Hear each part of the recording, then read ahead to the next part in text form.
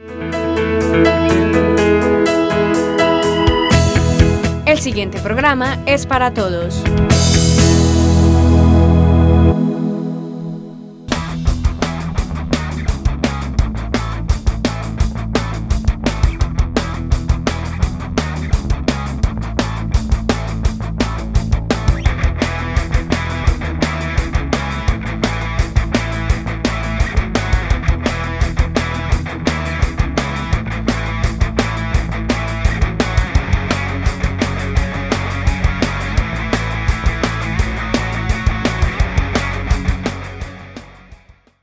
Esta semana en La Tarea tendremos la exposición por parte de los niños de primaria de la Institución Educativa María Auxiliadora en la Feria de la Ciencia y la Innovación, vivida durante el año 2018. Bienvenidos, esto es La Tarea, el espacio de AUPAN, la televisión de los andinos, desde donde mostramos los proyectos educativos que se viven en cada uno de los planteles educativos.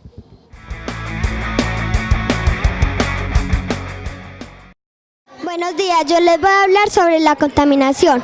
Como ven aquí, la contaminación es cuando uno tira basuras a los ríos y todo eso. Yo creo que ustedes han visto noticias sobre el deterioro del medio ambiente, que el agua de los ríos ya no se puede beber, que las enfermedades respiratorias han aumentado por la contaminación del aire. Como ven, cuando en un lugar aumenta la presencia de una sustancia nociva, se dice que hay contaminación. Las sustancias contaminantes alteran los procesos naturales. Como ejemplo, el exceso de humo irrita los ojos y produce enfermedades respiratorias. Cuando la actividad humana causa problemas a la naturaleza, ahora que hay más de 9.000 millones de personas en el planeta, deben producirse más recursos, como materias primas y alimentos. Las materias primas son la ropa y lo fundamental para uno vivir. También, por consiguiente, también resulta mayor cantidad de desperdicios y basuras. En las grandes ciudades producen toneladas diarias de residuos y basuras que contaminan el aire, el agua y también el suelo. También cuando uno tira basuras a los ríos, uno puede contaminar los animales y los animales que viven en ellos se pueden morir. Como ven, también uno puede reciclar como el vidrio y el papel, algunos de ellos se pueden reciclar. También si uno recicla puede disminuir la contaminación. A mí me tocó los ríos. Un río es una corriente de agua. Una olla es el territorio dominado por las aguas y el río. Olla hidrográfica de Antioquia. La olla Río Nechí está formada por los ríos Grande, Guadalupe y Mata.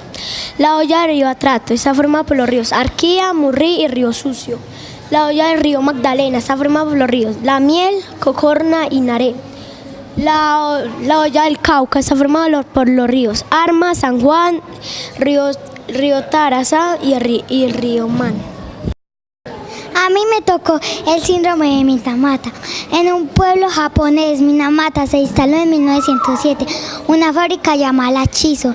Esta fábrica producía productos químicos como fertilizantes. Todos los residuos ocasionados por la actividad de la fábrica se lanzaban al mar sin ningún control y estos contenían, entre otros compuestos, mercurio. Con el tiempo empezaron a observar flotando en las aguas peces muertos.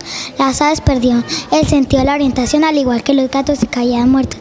En 1956 apareció el primer ser humano muerto con síntomas de una enfermedad no conocida, alteraciones nerviosas, convulsiones que llevan a la muerte. Al no identificar esta enfermedad se le llamó síndrome de Minamata. Fueron aumentando los casos por intoxicación grave.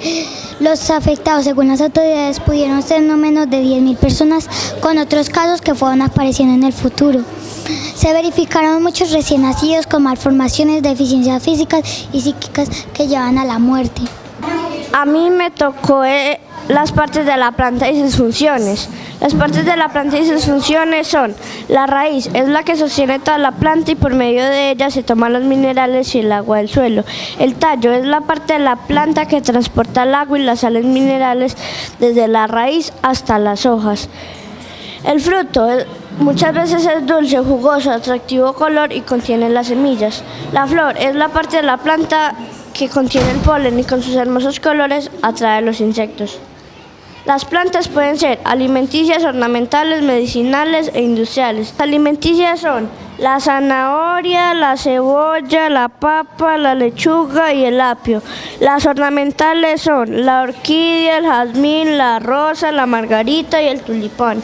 Las medicinales son la hierbabuena, la manzanilla, el romero, el tomillo y la salvia. Las industriales son el café, el cacao, el tomate, el almendro y el maíz. A mí me tocó las características y clasificación de las plantas. Las plantas se clasifican según sus características.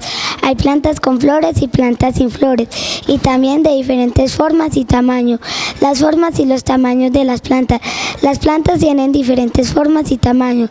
Unas tienen raíz y hojas como los helechos. Otras tienen además tronco y ramas como los árboles. Unas plantas crecen verticalmente como el pino y el girasol. Otras apenas se separan del suelo y crecen en forma horizontal como el melón y la calabaza. Hay plantas muy grandes y fuertes como el pino y el roble, que tienen un tronco duro y grueso y se llaman árboles. Hay unas plantas como el mango y el durazno, que tienen un tronco duro y grueso como el de los árboles. Hay unas plantas muy pequeñas como el trébol y el pasto, que no tienen tronco sino un tallo verde, se denominan hierbas. Hay plantas como los helechos y el musgo, que no tienen flores, frutos ni semillas. Otras como el mandarino y el naranjo, que sí tienen flores, frutos y semillas. Los hongos son de muchas clases, se nutren de otras sustancias orgánicas a las que transforman profundamente. Muchos de los hongos dan en el pie, en el cuerpo y en el cabello. Los medicamentos que sirven para curar estos hongos se hacen con ayuda de la penicilina. Muchos de los alimentos que nosotros consumimos se hacen con ayuda de los hongos, como el queso, la cerveza, el pan, el vino, la salsa de soya y el yogur. Estos son los hongos que nosotros criamos. Primero cogimos un pan, después lo humedecimos, lo metimos en una bolsa negra, después lo metimos en un lugar oscuro por 7 días. A los 7 días lo sacamos y estos son los resultados que nos dieron los hongos. Los animales que se alimentan de plantas se llaman herbívoros y pueden ocupar en la cadena alimenticia el puesto de consumidores de primer orden. Los animales que se alimentan de otros animales se llaman carnívoros y pueden ocupar el puesto de consumidores de segundo orden. Los carnívoros que se alimentan de otros carnívoros son llamados consumidores de tercer orden.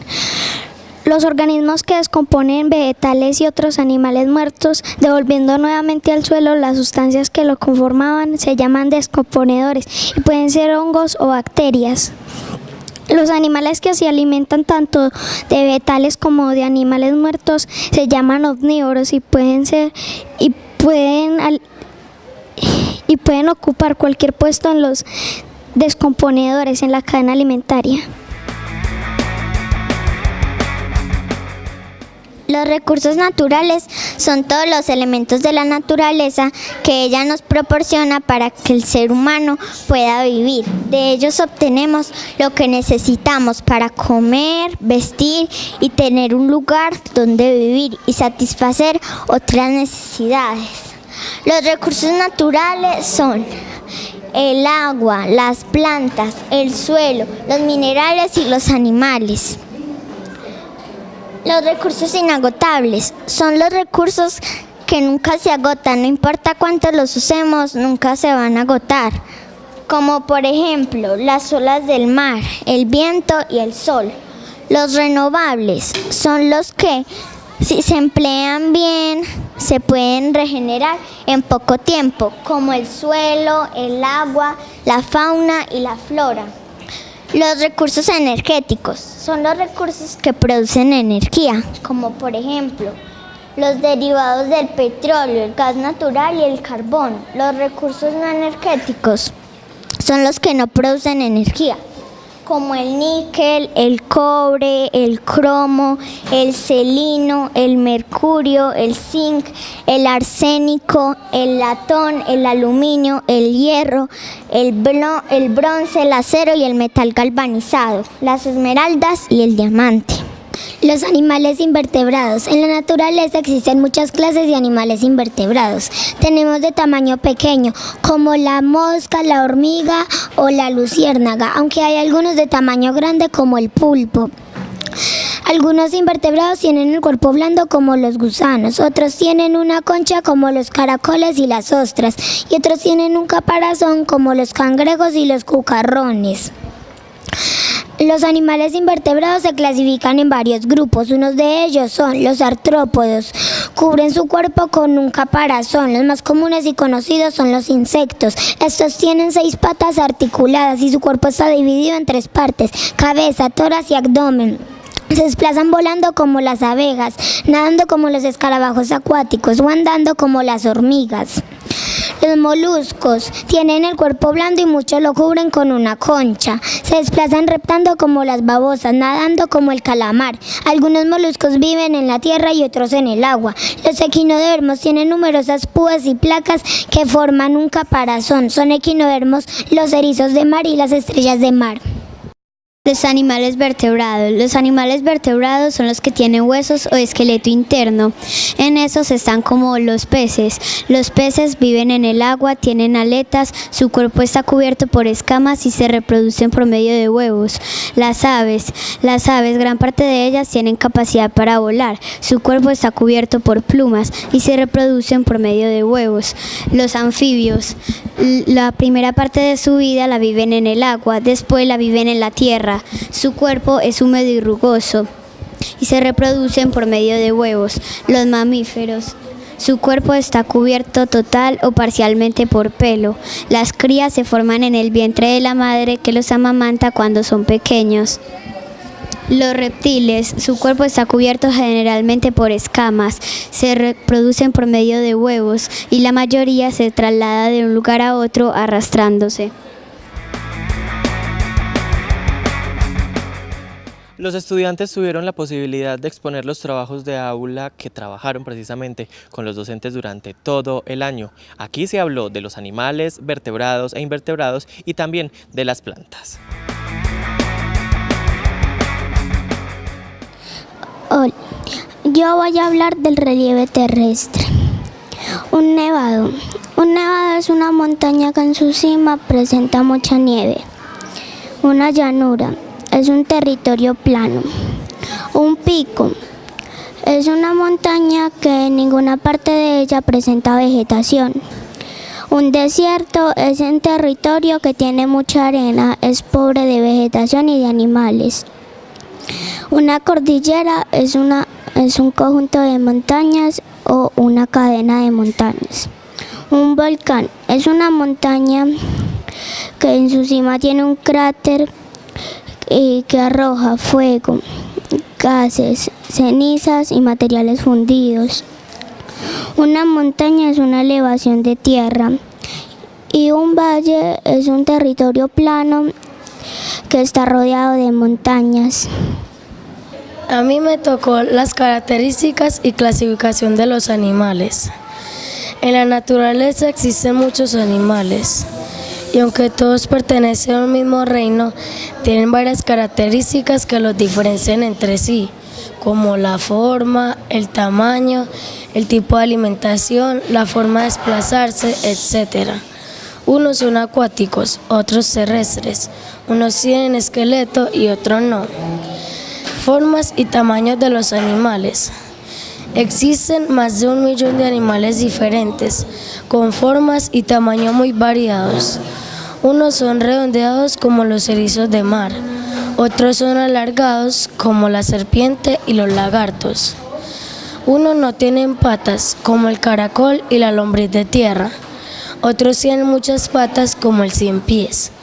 En cuanto al tamaño, hay animales muy grandes como el elefante y la ballena, unos pequeños como el ratón y los pájaros y otros muy pequeños como la pulga y la hormiga. Clasificación de los animales. tengan o no esqueleto interno, los animales se clasifican en dos grandes grupos, que son vertebrados e invertebrados. Los animales invertebrados son aquellos que no tienen esqueleto interno, es decir, no tienen huesos. Los animales vertebrados tienen un esqueleto interno formado por una columna vertebral y muchos huesos. Yo voy a hablar de las hojas. Hojas son las partes terminales de los vegetales, lisa y delgada, comúnmente verdes. Las hojas existen hojas de otros colores. La hoja es la parte encargada de fabricar el alimento de la planta. En la hoja se lleva a cabo la hoja se lleva a cabo el oxígeno de la planta. Estas son las partes de una planta: aplixe, nervio, embés, nervio central, vaina, peciolo, haz, limbo. Las flores, sus partes. En la naturaleza encontramos gran variedad de flores. Las flores tienen sus partes ordenadas en forma de círculo o de espiral. Las partes de una flor son los sépalos, que son hojitas verdes en la parte de afuera, los pétalos, que son de diversos colores, los estambres, que producen granos del polen, y el pistilo, que contiene el ovario.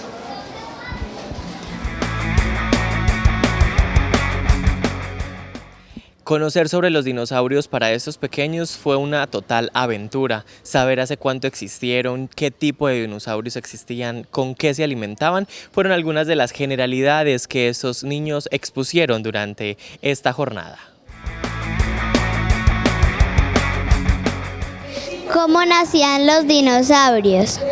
Los dinosaurios, al igual que todos los reptiles, eran seres ovíparos, lo que significa que nacían a partir de un huevo. Otros de los seres ovíparos de esa época eran las aves, quienes también incubaron a sus crías en huevos y depositaban sus huevos en grandes nidos proporcionales a su gran tamaño. ¿Cómo se reproducían los dinosaurios? Los dinosaurios necesitan copular para reproducirse, la forma similar a como lo hacen los reptiles actuales. Los machos depositarían esperma en el interior de las hembras y más tarde estas pondrían huevos con embriones de dinosaurios en desarrollo. Triceratops tenía 3 cuernos y una cresta ósea para protegerse de los posibles ataques. Vivía en grandes manadas y se alimenta de plantas que corta con sus fuertes y afilados dientes. La era de los dinosaurios comenzó hace 238 millones de años atrás, a mediados del periodo Triásico.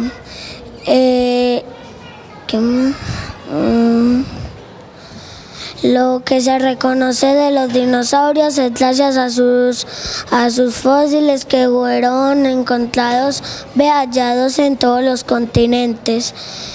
Los dinosaurios habitaron este planeta hace 160 millones de años. Los dinosaurios se extinguieron hace 66 millones de años.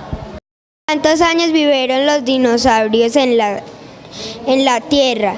Una de las grandes teorías más utilizadas se basa en el periodo de los dinosaurios fue en la época mesozoica, que empezó hace más de 225 millones de años y finalizó hace aproximadamente 50.000 años. Sin embargo, otra de las teorías respaldadas por grandes estudios nos explica que los dinosaurios fueron apareciendo. El tiranosaurio Rex era un terrible carnívoro, tenía una cabeza grande, enormes mandíbulas y muchísimos dientes largos y afilados. Cazaba dinosaurios y otros animales. Era tan largo como un bus, pero sus movimientos eran muy lentos, quizás debido a su gran tamaño. Los expertos no acaban de ponerse de acuerdo en cuál fue la causa que originó hace 65 millones de años la desaparición de los dinosaurios de la faz de la Tierra. Entre las teorías más defendidas se encuentran las siguientes: impacto de un meteorito.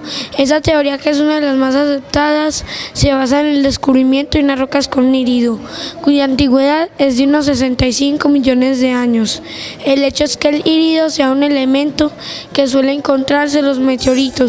Sustenta la teoría. En este caso se argumenta que el meteorito obstaculizó la luz solar durante años, lo que provocó la ausencia de plantas y como consecuencia la muerte de los dinosaurios, que eran herbívoros. Aparición de epidemias. Esta no parece una teoría muy sostenible debido a que estos animales se encuentran esparcidos por todo el planeta.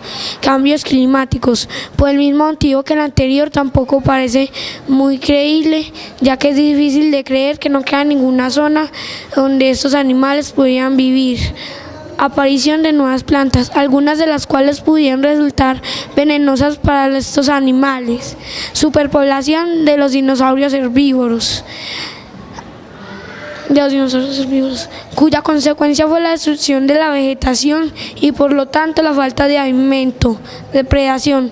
Algunos expertos sostienen que en algún momento los dinosaurios, los mamíferos, empezaron a comerse los huevos de los dinosaurios, y lo cual llevó a la extinción de la especie. Los dinosaurios existen hace 230 millones de años, a mediados del período Triásico. Han existido, según estudios científicos, 700 especies de dinosaurios. Entre los más famosos tenemos al Tiranosaurio Rex, Diplodocus, Triceratops, Velociraptor y el Pterosaurus. Existieron dinosaurios carnívoros, herbívoros, marinos, omnívoros y voladores. Por último, los dinosaurios se extinguieron hace 65 millones de años por el impacto de un meteorito gigante. ¿De qué se alimentaban los dinosaurios?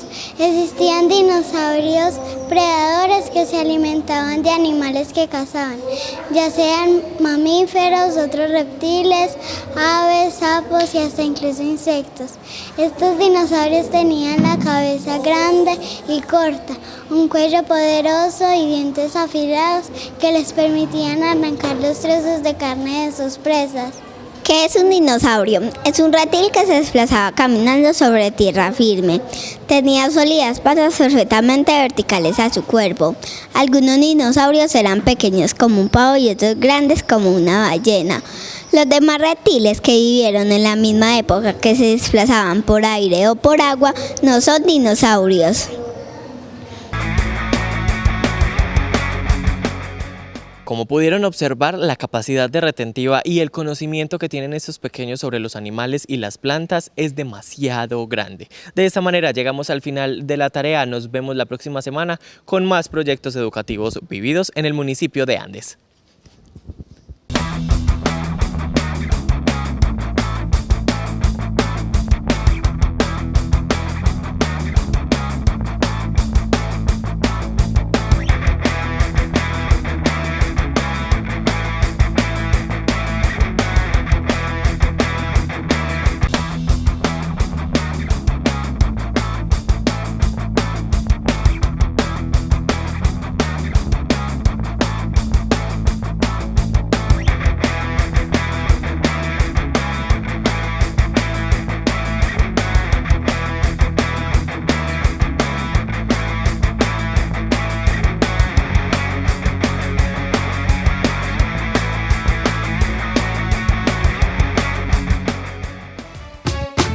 AUPAN, la televisión de los andinos.